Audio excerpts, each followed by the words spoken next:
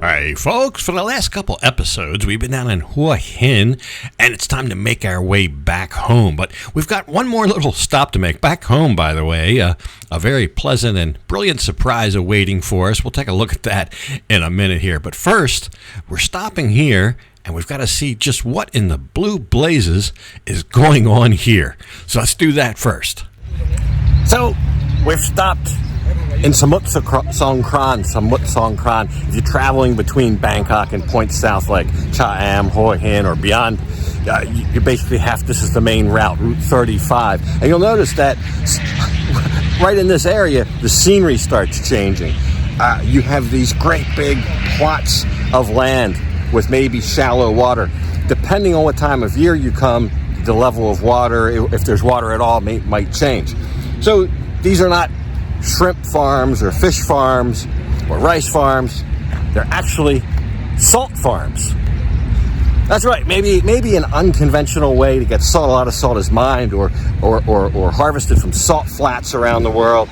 They also have processes for making salt out of brine, and this is maybe a little bit of an unconventional way of making salt, very labor-intensive, more of an archaic way. But they flood these big plots of land with seawater, and they can only do this in the dry season when it's not raining. Rain kind of impedes the flow of salt, but the sun just bakes this ground, and you're looking for crystallization. You're left with the crystallization. They're raked up, they're put in bags. He tells me he can flood one of these plots. It takes about 15 days in ideal conditions. In 15 days, he can get 10,000 tons or 10,000 kilos of salt. That's right, and all the salt, well, at least some of it, ends up in here, the kind of a salt barn. I couldn't help, this kind of reminded me of some of the big salt sheds they have in the northeastern portion of the United States, where they use salt to throw on the roads to melt ice and snow in the wintertime. But this is different. This is sodium chloride, not calcium chloride. So it's a whole different product, but it still kind of resembles that, I guess.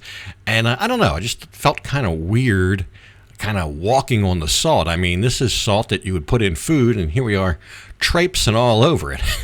And I don't think it's something you could exactly wash off. But it's pretty amazing. That's what this is. I've ridden through here before, not really known, and you'll see white bags lining the highway here at markets, and all these white sacks.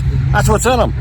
It's all salt. After putting some eyes on the farming area of the salt farm here, we ended up in the warehouse. This is where they've got literally loads of salt here waiting to go out. Turns out there's a couple different products here. Now this one would be your table salt, the salt that is used in food. So we'll dig some of this fresh salt out of there. Look at that, and we'll give it a little taste. It's good salt. So yeah, it was salty, but not overly so much salty. And after sampling the product here, he instructed one of his workers here to load a bag of salt into my truck. So we'll be taking a bag of this home. I don't know, that must weigh close to 50 pounds or something like that. It's like enough salt to last me the rest of my life. That ought to last us a while. Maybe with all that salt, I could learn how to make pretzels. That was very nice of the guy. I mean, we didn't ask him for the salt. We were just curious, and he gave us a bag of salt. I noticed they looked like they were rebuilding maybe a Honda Wave engine in here. I was a little bit curious about that. Turns out it was a piece of agricultural equipment, not an actual Honda Wave, but I think a similar motor. Next thing I know, the guy's loading more salt into the truck. So I get back over there. Now there's about 4 bags in there. I got a whole load of salt. I have no idea what we're going to do with it. She says they use this up in Isan to make pala. Pala is what they put in the som tam, some Isan foods. I'm not a big fan of that, but that's the salt that they use to make it. And there's a couple different kinds, and one bag is like for regular food. I don't know. It's a mixed bag of salt, but we got a whole load of it. All right, we'll say goodbye to the salt farm here in Samut Songkran for now. We'll find out later in the episode what we ended up doing with all that salt, but it's time to make our way home, and when we got there, we were in for a big surprise.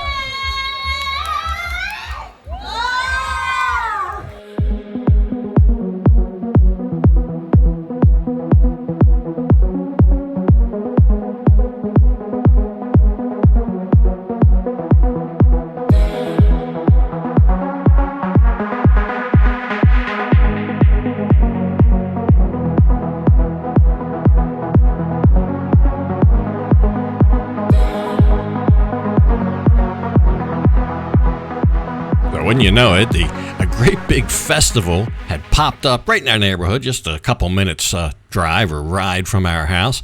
The first couple blocks of which were all food, like a street food festival almost, a lot of the same stuff. But this guy, something different over here. You choose your ramen, whatever kind of ramen you want. They've got all sorts. They have ramen here I had never even seen before. And then they prepare it in a variety of type, I don't know, almost gourmet type fashions. One in particular one was stuffed in an egg omelet. This kind of drew attention. There's this guy here. He's a Thai vlogger here. He's vlogging this. This is something new, something interesting, something different. And that's what grabs the attention. They've already got a crowd of people here wanting to try their various ramen dishes. So it's a kind of a new spin, a different spin on maybe a very common traditional type food. I think that did the trick. Brilliant here. So the one stuffed in omelets though, I don't know, that seemed a little too breakfasty for my liking. It is nighttime here. So I wanted something a little bit more dinnery. So I selected the ramen. I selected a kind of a spicy Korean type ramen. I guess he's getting ready to fry an egg there. But here again, I'm not having the omelet. I chose to have mine prepared with one of the nicer ingredients, a pork bone, like a pork neck bone, almost what they call here a gaduk mu. So I'll get that, and but there's a whole variety of styles you can choose from here. But there's mine, and that's not only the pork bone in there. There's all sorts of stuff. I mean, the ramen is almost secondary in the dish. Not the cheapest thing. I think that was about $5. I think about 150 baht, something like that. But this was one of the more high-end dishes that they offered. But that's just the food part. And then there's the main area where everybody's seated and the entertainment. And then beyond this is something else going on I want to show you. But we'll take a quick look here on our way over there.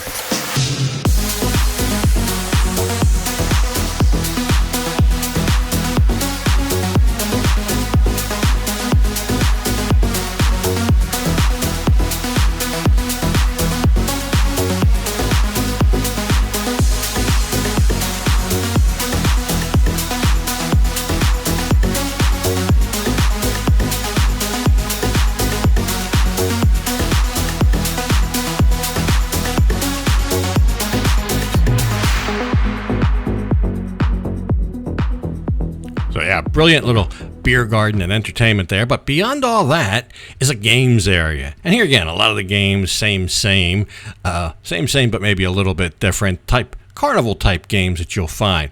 But I did find one a little bit different. This thing over here, I don't know what's going on over here. There's a bunch of participants though, a little bit of an audience. There's a couple guys, well, one guy at least up here with 2 wheels and a bunch of prizes. So we'll have to investigate this. I don't know that I've ever seen something like this before. There's even a little, I guess these are little electric bikes that kids can ride around on. But back over here at the the Wheel of Fortune or whatever this thing is, we'll have to find out what's going on. So it looks like you belly up to the counter there. Apparently you pay some money, and they're gonna spin these wheels, and I guess you have to match the number from your ticket onto these wheels. That's my best guess.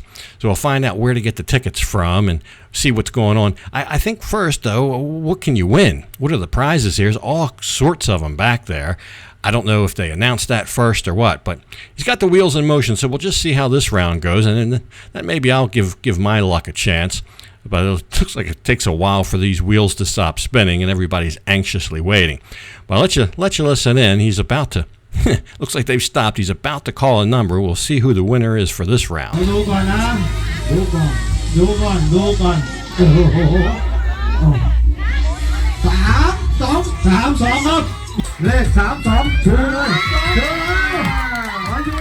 So the winning number for that round was 32. I guess a 3 from the first reel and a 2 from the second reel.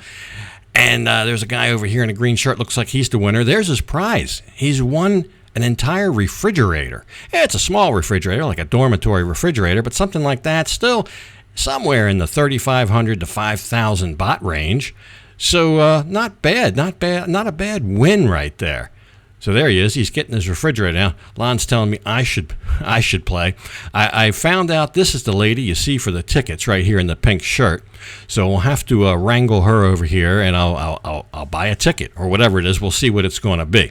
But it turns out it's 100 baht, so about $3. This lady, she's just receiving her numbers. And you don't get just one number. You get a whole stack of them. They are almost like, they look like little cocktail coasters with a big number written on it. So here's mine, and there's my 10 numbers. I didn't pay too much attention. Thanks, honey. She's a real sweetheart, the ticket lady there. So we'll spin the wheels. The left one looks like it's almost stopping. I really didn't pay much attention to my numbers here. There was a lady sitting next to me. It looked like she was paying more attention to my numbers than I was. So we'll see when both reels stop here, who the big winner is for this round, and then, of course, what the prizes will be. 9